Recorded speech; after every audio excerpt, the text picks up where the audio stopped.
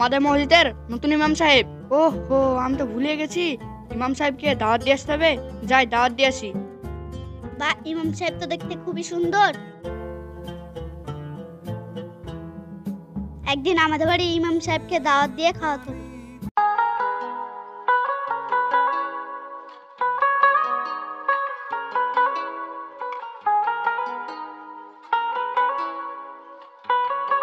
আসসালামু আলাইকুম ইমাম সাহেব।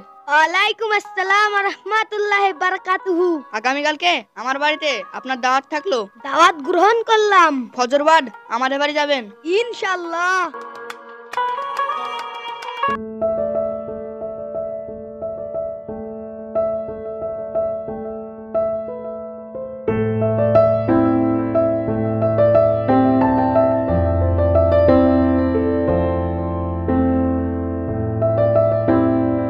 আসসালামু আলাইকুম ইমাম সাহেব। ওয়ালাইকুম আসসালাম ওয়া রাহমাতুল্লাহি ওয়া বারাকাতুহু।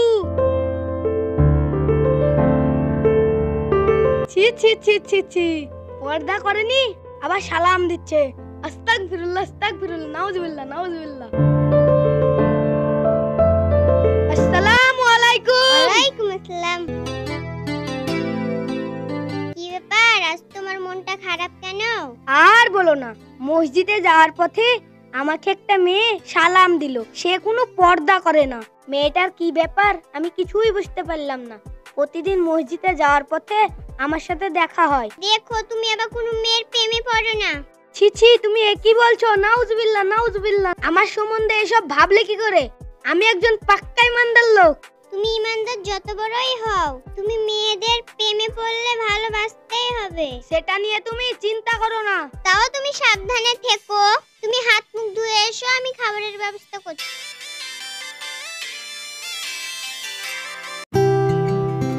ওগো শুনছো? কি হয়েছে বলো। লুৎফা বড় হয়েছে, ওর ভালো একটা ছেলে দেখে বিয়ে দিতে হবে। হ্যাঁ, তুমি ঠিকই বলেছো। বিয়ে তো আমাদেরকে দিতে হবে। আব্বা মা মারা যাওয়ার পরে আমরাই তো কোলে পিঠে মানুষ করেছি। দেখি ঘটককে বলে একটা ভালো ছেলে দেখতে হবে। ঠিক আছে, তাই করো। ভাই, আমাদের মসজিদে নতুন ইমাম সাহেব কালকে তারকুলদের বাড়ি দাওয়াত দিয়েছে। একদিন আমাদের বাড়ি দাওয়াত দিয়ে খাওয়ালে কেমন হয়? তুই যখন বলছিস তাহলে একদিন দাওয়াত দিয়ে খাওয়াবো।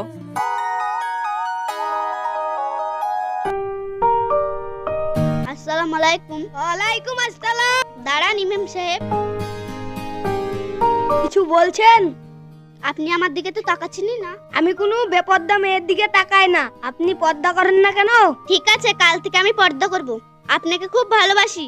নাউজুবিল্লাহ নাউজুবিল্লাহ, তোবা তোবা তোবা তোবা, আস্তাগফিরুল্লাহ আস্তাগফিরুল্লাহ। ইমাম সাহেব তো আমার কথা শুনে ভয়ে পালিয়ে গেল। ইমাম সাহেবকে দাওয়াত দিয়ে এসেছি, আজকে আমাদের বাড়িতে খেতে আসবে। ব্যাগটা নিয়ে এসো, আমি বাজারটা করে আনি। ঠিক আছে।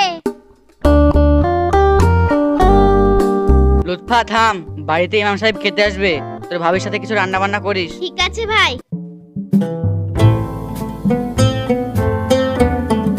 ভালোই হলো, ইমাম সাহেবের সাথে দেখা হবে। যাই, হিজাবটা পরে নি।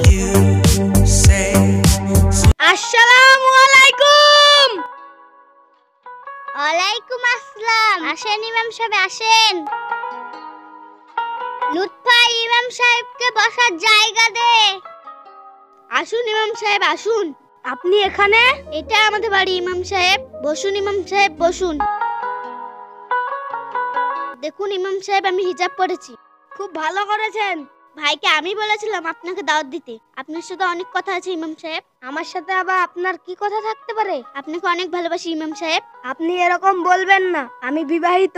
আপনি যেটা বলছেন ওটা ভালোবাসা না, ওটা ভালো লাগা। আমি কি করব বুঝে উঠতে পারছি না। আপনাকে সত্যি ভালোবাসি ইমাম সাহেব। আপনি বুঝছেন না কেন? আমি বিবাহিত, আর অবিবাহিত হলেও আপনাকে আমি ভালোবাসতে পারতাম না। আমি একজন ইমানদার ইমাম। আমার পক্ষে কাউকে ভালোবাসা সম্ভব না। ইসলামে দুটো বিয়ে করাও তো জায়েজ আছে। আপনাকে আমি ভালোবাসি, আপনিও তো দুটো বিয়ে করতে পারেন। ওটা আমার পক্ষে কোনোদিনই সম্ভব না। আমি সমাজের কাছে ছোট হয়ে যাব। আপনি এরকম বলে আমি একটা কিছু করে ফেলবো। আপনি কিছু করে ফেলবেন মানে?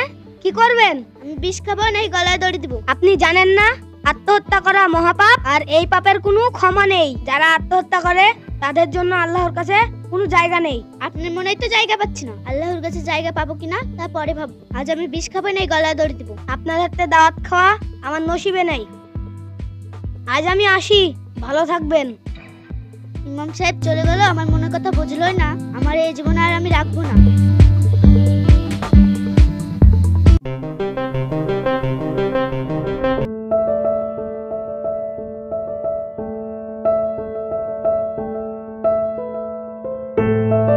লুৎফা, এ লুৎফা, ইমাম সাহেব কোথায়? আরে এ তো কিছুই বলছে না। লুৎফা, লুৎফা, মুখ থেকে বিষের গন্ধ আসছে কেন? এ তো কিছুই বলছে না, দেখি। আরে লুৎফা তো মারা গেছে। তুই এমনটা কেন করলি বোন? তোকে আমি বাপ মায়ের অভাব বুঝতে দিইনি। তুই যখন যা চেয়েছিস তোকে তখন তাই দিয়েছি। তুই এমনটা কেন করলি বোন? লুৎফা, কথা বল বোন, কথা বল। কি ব্যাপার, বাড়িতে মন কান্না করছে কেন? যাই দেখে আসি।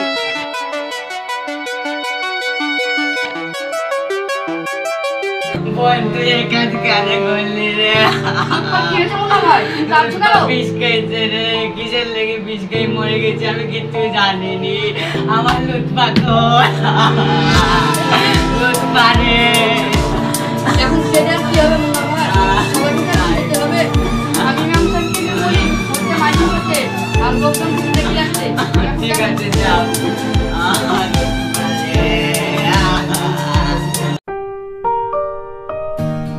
আসসালামু আলাইকুম ইমাম সাহেব। ওয়ালাইকুম আসসালাম ওয়া রাহমাতুল্লাহি বারাকাতুহু। একটা খবর শুনেছেন ইমাম সাহেব? কি খবর, কি হয়েছে? আমাদের পাড়ার মুন্নার বোন লুৎফা মারা গিয়েছে।